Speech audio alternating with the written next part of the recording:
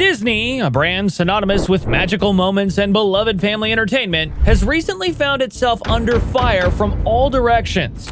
Once celebrated for its ability to bring people together, the company is now at the center of fierce cultural debates, largely due to its woke agenda. This shift towards progressive themes, inclusion, and diversity has sparked severe outrage, and no one has been more vocal about this shift than celebrities, some of whom have gone on record to slam Disney for straying too far from its roots. In this video, we'll reveal different celebrities who have taken a strong stand against Disney's new direction. Let's get started. Candace Owens.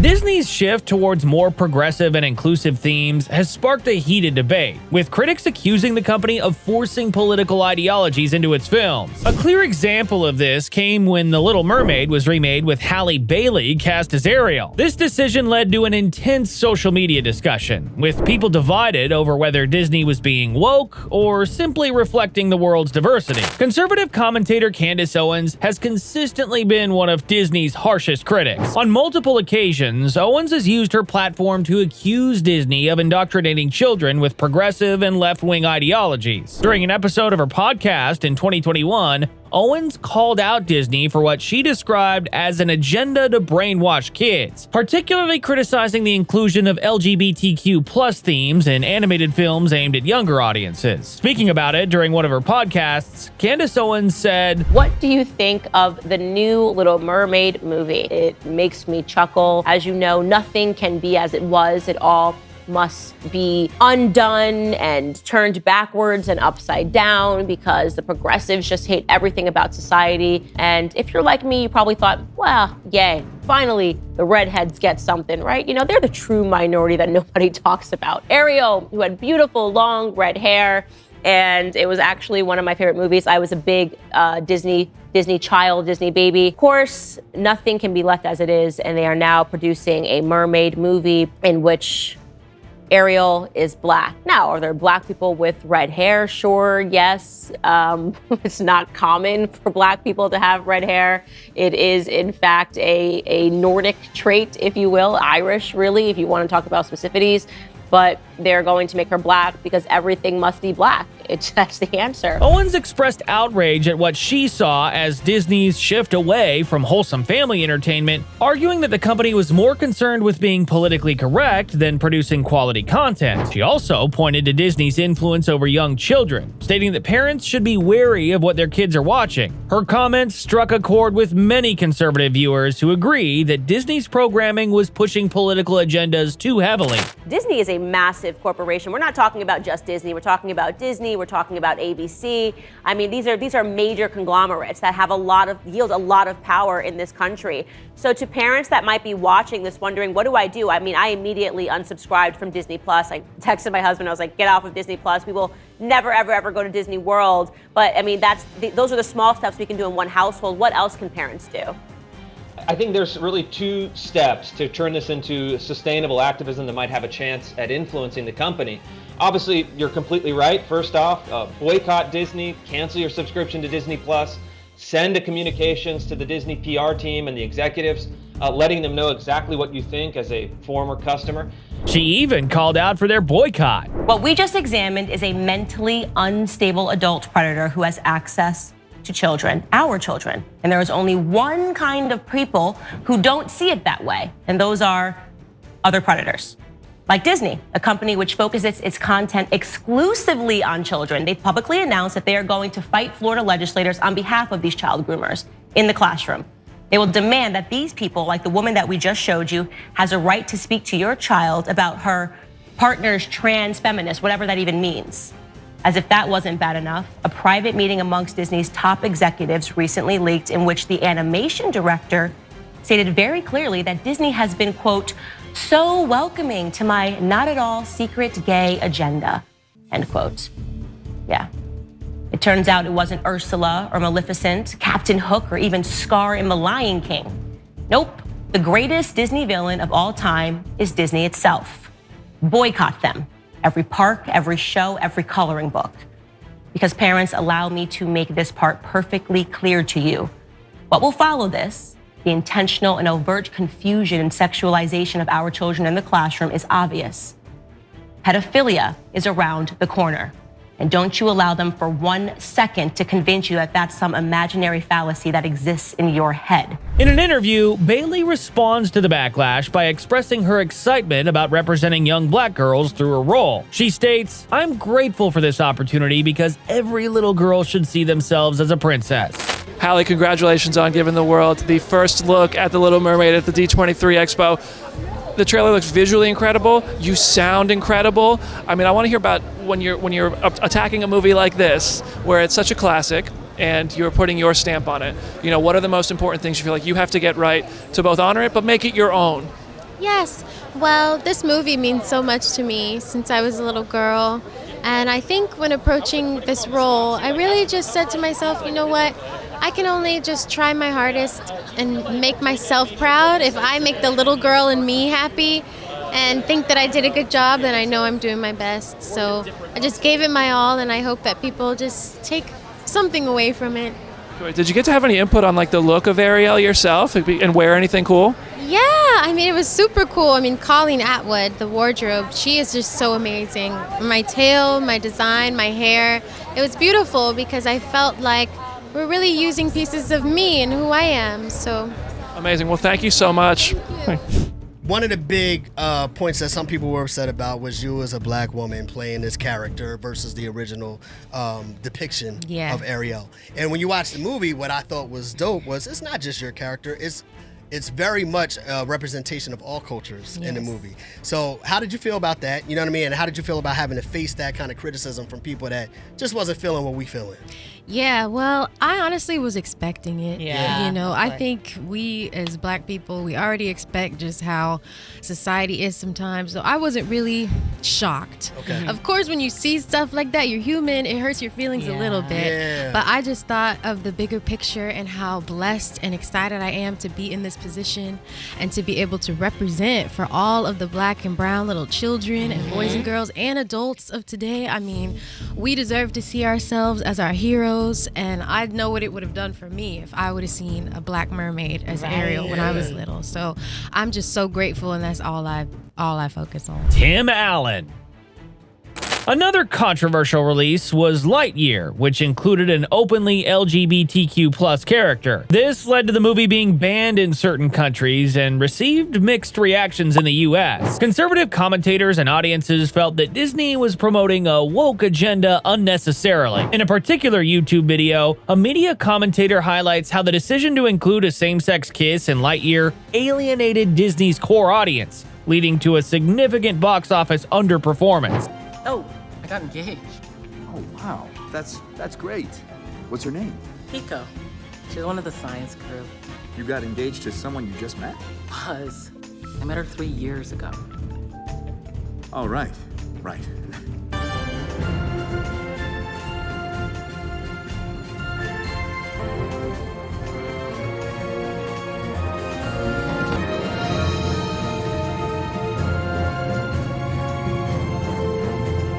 The commentator emphasizes, Disney, I was just wondering if you could incorporate family values into the movies that you make so that the next generation actually understands how life works and they're not confused about their gender. You're just a privileged white male. And we will choose to push values that indoctrinate this next generation because we serve Satan. Another notable slam comes from Tim Allen, the iconic voice behind Buzz Lightyear in the original Toy Story films. It happened that he was noticeably absent from the 2022 spin-off film Lightyear. This decision sparked significant controversy, with many fans speculating that Allen's conservative political views played a role in Disney's decision to replace him with Chris Evans.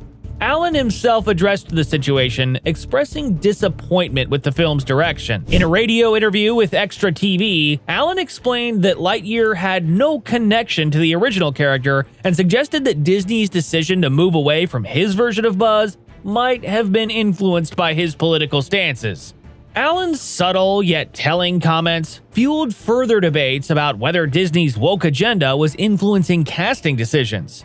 The lackluster performance of Lightyear at the box office added weight to Allen's criticisms, with many fans feeling that the heart of the original Toy Story franchise was missing without him. Came up in one of the sessions, I said, what a fun movie that would be. And that was, we spoke about it all of but the brass that did the first 4 movies is not this. This is a whole new team to do with the first movies, and they're, as I said to early, I thought it was a live action when this was done in this 1997. It would seem to be a big adventure story, and as I see, it's not a big adventure story. It has no relationship to Buzz. Buzz is a kind of a doesn't. It's just no connection. I wish there was a better connection. And what about you voicing Buzz Lightyear again? I need that to happen. Would you ever voice him? I did. Regardless of the connection that they had between this current project, Buzz Lightyear still is theme park Buzz Lightyear, 4 movies, and the whole relationship with Buzz Lightyear is based on a relationship with a cowboy named Woody. It's a manifestation of the relationship I have with my dear friend Tom Hanks and I. That's what the whole thing's about. Without that connection, and definitely, I'm still Buzz Lightyear. Gina Carano. Perhaps one of the most talked about celebrity clashes with Disney was that of Gina Carano, who was fired from her role in The Mandalorian following a series of controversial social media posts. Carano had played Cara Dune, a fan-favorite character, but her outspoken conservative views became the focal point of a heated debate about free speech, cancel culture, and Disney's stance on political neutrality. In February 2020, Carano shared posts on Instagram comparing the treatment of conservatives in the US to the persecution of Jews during the Holocaust. Disney quickly responded by severing ties with the actress, calling her posts abhorrent. Carano, however, maintained that she was being targeted for her political views rather than the content of her post. I didn't know that you get canceled if you bring up the Holocaust in any way, apparently. When was this tweet, by the way? I think it was in September. September 21. Or no, 2020. Yeah. September 2020. Yeah. And then how much longer after this were you fired? I was fired February 2021. Oh, so that's 5 months later. And there was a lot of torture in that 5 months. What happened during that 5 months? Well, from the Beep Bop Boop, which happened, I think, in August, it was just inflamed. It was inflamed, right? The whole, my whole experience, and it was inflamed. I was going through this massive struggle session, and so I just finally they just stopped contacting me around, I think, after December, and I hadn't heard from them, and I was like, well, there's that. In an interview with the Daily Wire, Carano accused Disney of double standards, noting that other actors within the Disney universe had made equally controversial statements without facing similar consequences. Ben Shapiro gave me a wonderful phone call as soon as I was canceled, and he had said, you need to punch back. You can't take this lying down. And we had to kind of uproot our lives from living in LA and an unsafe environment. And we traveled to Tennessee, Nashville, Tennessee, to possibly live here. And in my head, I was thinking I was going to end up working for the Daily Wire, and we were going to do a movie together, and we were going to get this whole other Hollywood started for conservatives. I had the conversation with the Daily Wire because at that time they were talking about SAG-AFTRA, the union for actors. They were talking about mandating the vaccine. Had we started shooting this, we would have needed to be union because of the stunts. The Daily Wire said, look, we would need you to sign a contract that said that if SAG came to our set and demanded that everybody on that set was vaccinated, that you would comply with getting vaccinated. I was like, just absolutely brokenhearted. This is everything I was standing against. And I told them, I'm just not willing. And they didn't want to do it either. Ben Shapiro. Conservative commentator Ben Shapiro has been one of Disney's most vocal critics, frequently lambasting the company on his popular podcast, The Ben Shapiro Show. Shapiro has accused Disney of injecting woke politics into its films and shows, particularly in children's programming.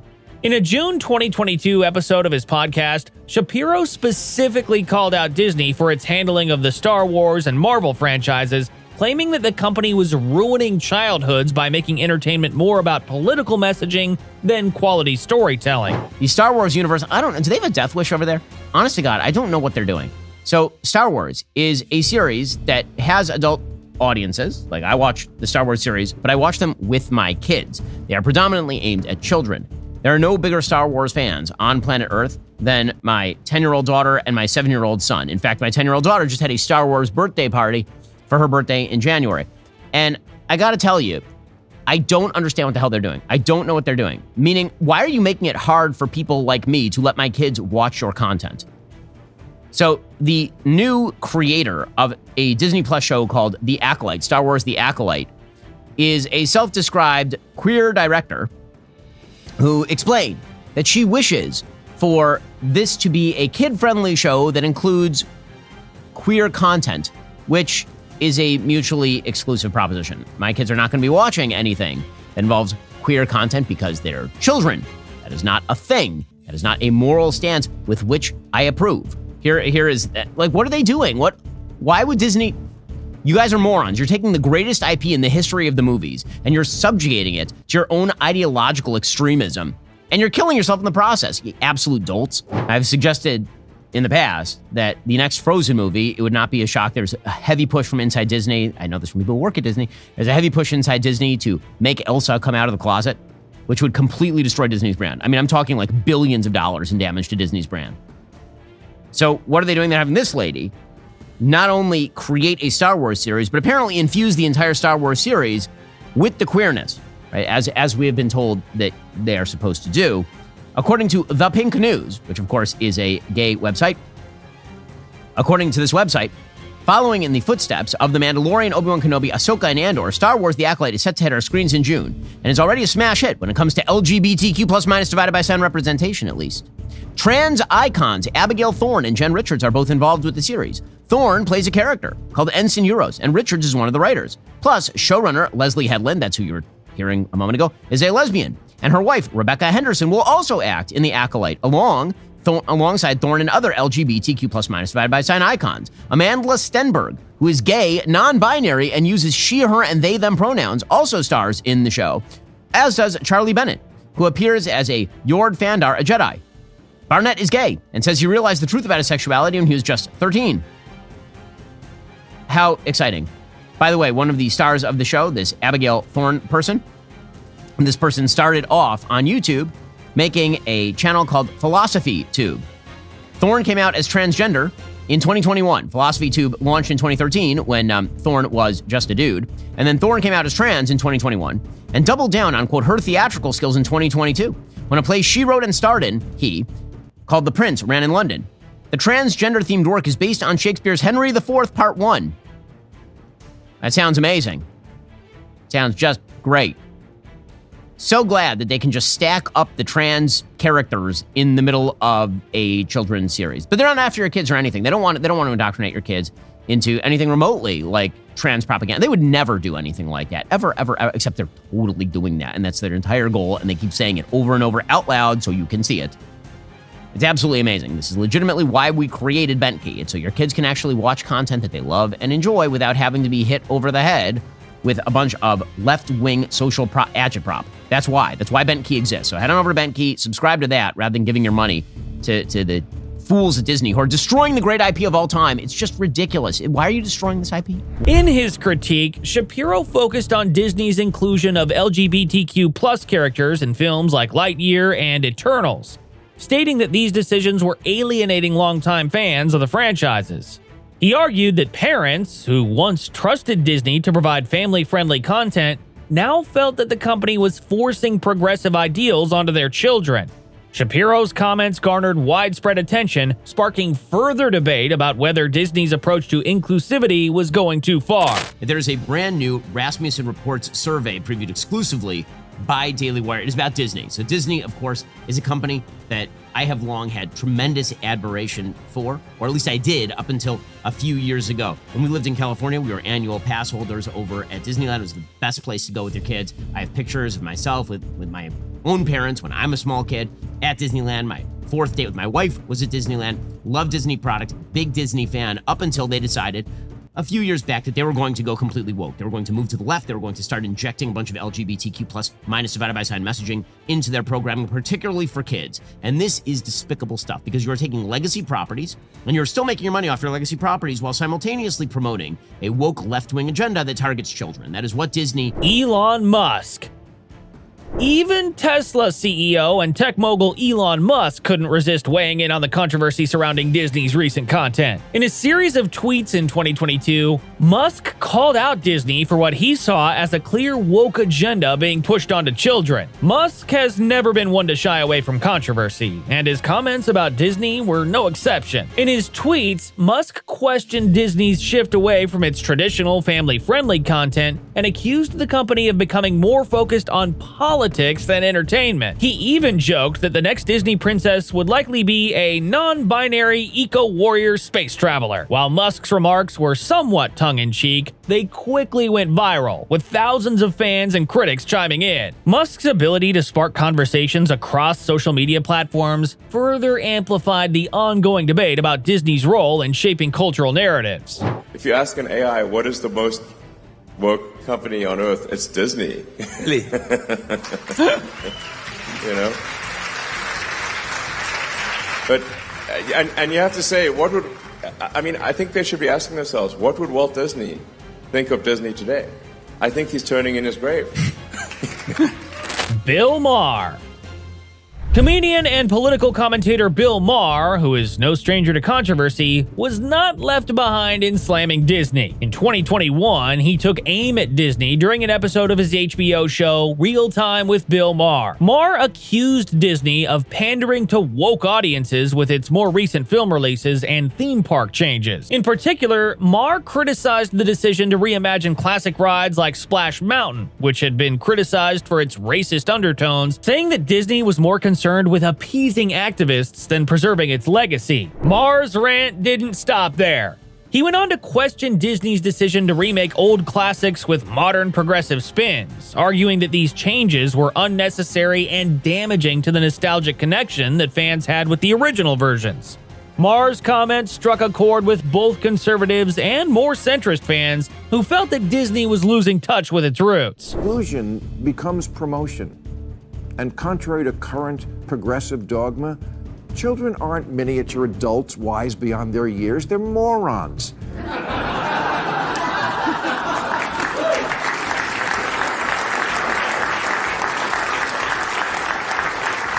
They're gullible morons who'll believe anything and just want to please grown-ups. And they don't have any frame of reference.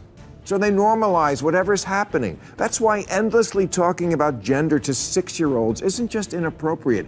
It's what the law would call entrapment, which means enticing people into doing something they wouldn't ordinarily do. For example, after 9/11, there were several cases of overzealous federal agents leading sad losers into terrorist plots, like the undercover FBI agent who got 7 out-of-work dudes in Liberty City, Florida to sign on to a plot.